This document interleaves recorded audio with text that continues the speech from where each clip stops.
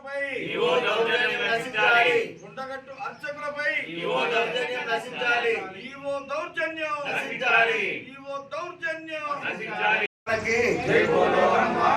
రామ లక్ష్మణ్ జానకి జై బోలో హనుమాన్ కి జై శ్రీరామ్. భారత సురక్షా సమితి జిల్లా శాఖ కార్యాలయంలో మా భారత సురక్షా సమితి రాష్ట్ర ఉపాధ్యక్షులు ఎస్ఎస్ రాజు గారు, మా భారత సురక్షా సమితి సభ్యులమైన మేమందరం కలిసి సురక్షా సమితి జిల్లా రాష్ట్ర ఉపాధ్యక్షులు ఎస్ఎస్ రాజు గారి ఆధ్వర్యంలో నిన్న జరిగినటువంటి సంఘటన ఏదైతుందో కొండగట్టు లోపల ఈవో శ్రీకాంతరావు ఈ కొండగట్టు దేవాలయ అర్చకుల మీద ఆయన చేసినటువంటి వాక్యాలు, ఆయన ప్రవర్తించినటువంటి ప్రవర్తనను ఖండిస్తున్నాం.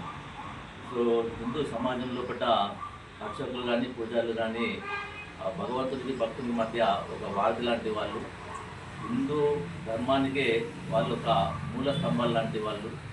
సో హిందూ సమాజం లోపల దేవాలయం లోపల భగవంతుని ఏ విధంగా అయితే మనం పూజిస్తామో అదేవిధంగా హిందూ సమాజం లోపల పూజారులు కానీ అర్చకులు కానీ వాళ్ళను కూడా దైవ స్వరూపాలుగానే హిందూ సమాజము భావించడం జరుగుతుంది.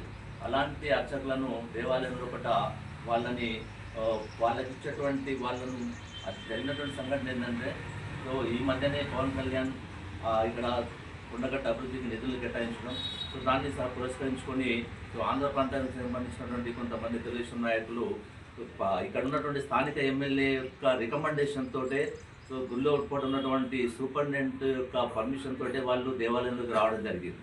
సో కానీ దేవాలయంలోకి వచ్చిన తర్వాత అర్చకులు వాళ్ళు ఏంటంటే వచ్చినటువంటి దేవాలయంలోకి వచ్చిన తర్వాత ఎవరైనా కూడా భక్తులుగానే ట్రీట్ చేయడం జరుగుతుంది. అలాంటి వాళ్ళకి వాళ్ళు పూజలు చేయడం, అర్చన చేయడం అనేటువంటిది అర్చకుల దేవాలయంలో కూడా అర్చకుల యొక్క బాధ్యత.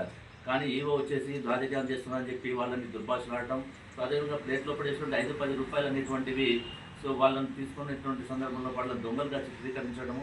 సో ఇదే కాకుండా 2-3 నెలలుగా అర్చకులతో పాటు కింది స్థాయి సిబ్బందిని అంతటినీ కూడా దేవాలయంలో ఉన్నటువంటి సిబ్బంది పట్ల అంతా కూడా సో ఒక దుర్భాషలాడుతూ వాళ్ళని దూషిస్తూ మానసికంగా వేదన గురి చేయడం అనేటువంటిది సో జరుగుతూ వస్తుంది. సో ఇలాంటి సంఘటన ఏదైతే ఉందో వాళ్ళ మనోభావాలను దెబ్బతీయడం అంటే హిందూ సమాజంలో వాళ్ళని దైవ స్వరూపంలో భావించేటువంటి పూజలు అర్చకులని దూషించడం అనేటువంటిది ఏదైతే ఉందో అది హిందూ ప్రజల యొక్క హిందూ భక్తుల యొక్క మనోభావాలని దెబ్బతీయడమే. సో దాన్ని మేము తీవ్రంగా ఖండిస్తున్నాం. సో ఇలాంటి వైఖరి ఏదైతే ఉందో ఈ అర్చకుల పట్ల అవలంబించినటువంటి వైఖరి, సో దీన్ని పూర్తిగా ఖండిస్తున్నాం. మీరు ఇలాంటి అధికారి ఎవరైతే ఉన్నారో ఆయన ఒక ప్రభుత్వ ఉద్యోగి, అంతేకాని ఒక నియంత్రలాగా తన కింద పనిచేటువంటి అర్చకులను కానీ ఉద్యోగుల పట్ల విషయంలో కూడా ఆయన ఒక నియంత్రలాగా వ్యవహరించడం అనేటువంటిది సరైనటువంటిది కాదు. సో ఇలాంటి వ్యక్తిని తక్షణమే విధుల నుంచి తొలగించి శాఖాపరమైనటువంటి చర్యలు తీసుకోవాలని చెప్పి డిమాండ్ చేస్తున్నాం.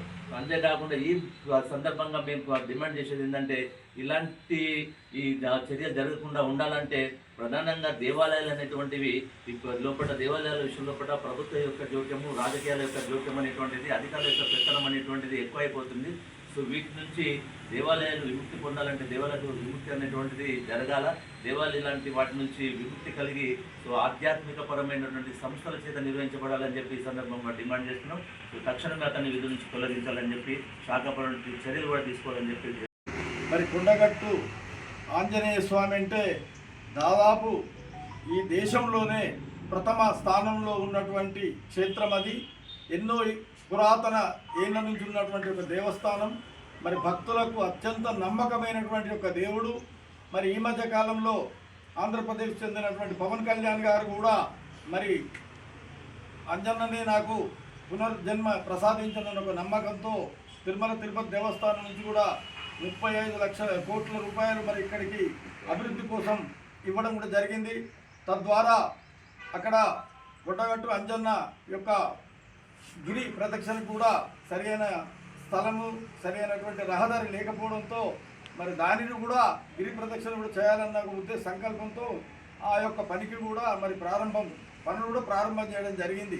మరి ఎక్కడెక్కడ ఉన్న విదేశాలలో ఉన్నటువంటి వాళ్ళు కూడా కొండగట్టు అంజన్న అంటే మాకు అత్యంత విశ్వాసము, మాకు నమ్మకము, మా దేవుడు అని భావిస్తున్న సమయంలో మరి అక్కడ ఉన్నటువంటి ఈవో గారు ఈ భక్తులకు దేవునికి మధ్య వారధిగా ఉండి వచ్చినటువంటి భక్తులకు అన్ని సౌకర్యాలు కల్పించి మరి భక్తులకు మంచి దర్శనం అయ్యేటట్టు చూడడం, మన సంస్కృతి సాంప్రదాయాలను కాపాడడం చేయడంలో మరి మొన్న జరిగిన ఒక సంఘటన మా